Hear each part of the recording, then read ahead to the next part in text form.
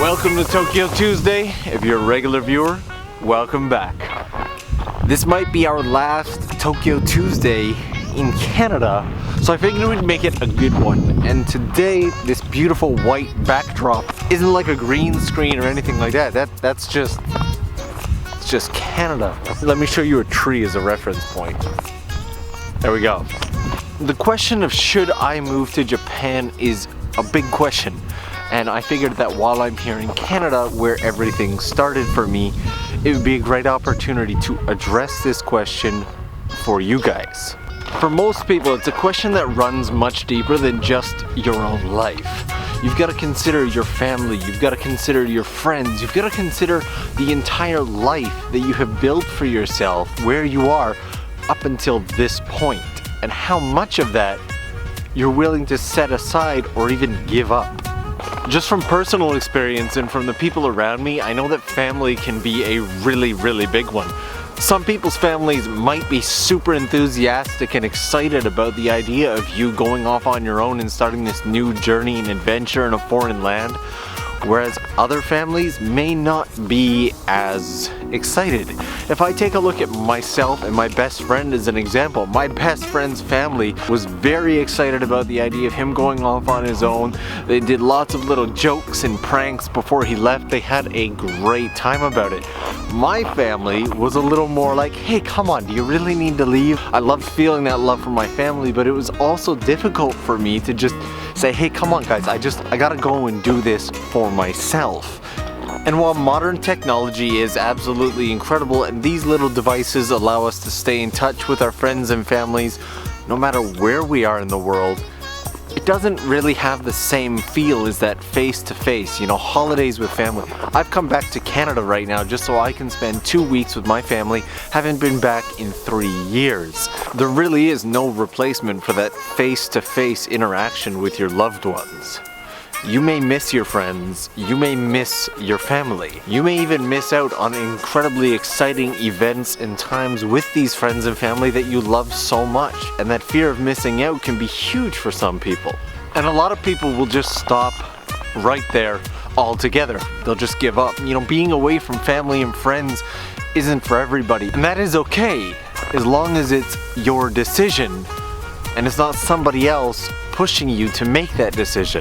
But for as many people that don't take the jump, there's just as many who do take the jump but don't think of the other factors and the other struggles that they're gonna face. There's an unbelievable number of things that can make you struggle moving to a new country. Things like finances, work, making new friends in that country, cultural barriers, language barriers, any range of things could come up and make your life in that country more difficult. But hopefully my point with this is starting to become clear. Maybe not, so let's go a little deeper. There are so many reasons not to do it. There are so many easy ways out.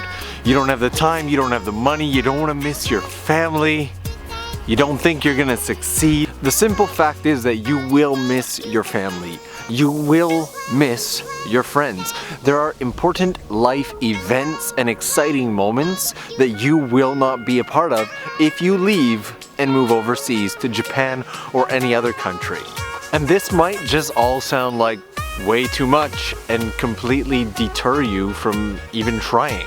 Or this might sound like a pretty even trade-off for an experience that you know that you will turn into something absolutely amazing. An opportunity to explore not only an entirely new country and place, but to explore yourself, to test your limits and to see what you're really made of. Because in the end, it is about you. It is your life. Now that being said, it is fair to say that there are people who have extenuating circumstances, whether it be their own health or the health of those around them that they have to look out for.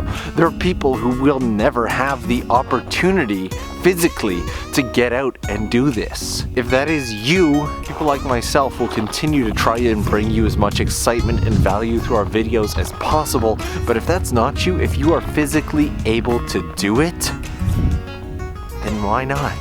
Just as important as it is to have these goals, it's important to have a vision for these goals and ourselves within them.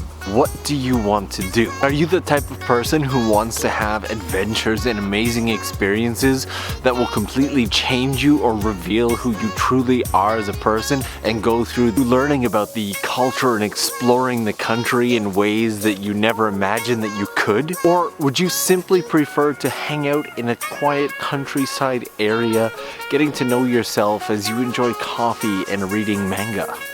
Or is it something completely different and you're just the type of person who wants to add some new and exciting chapters to this book of life that you're writing? Either way, it's completely in your hands.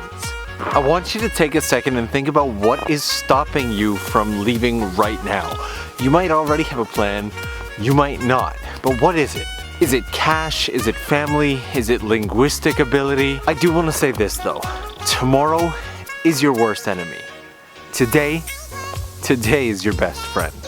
Honestly, what can you do today to make progress on this? Like, I'm talking about today, right now.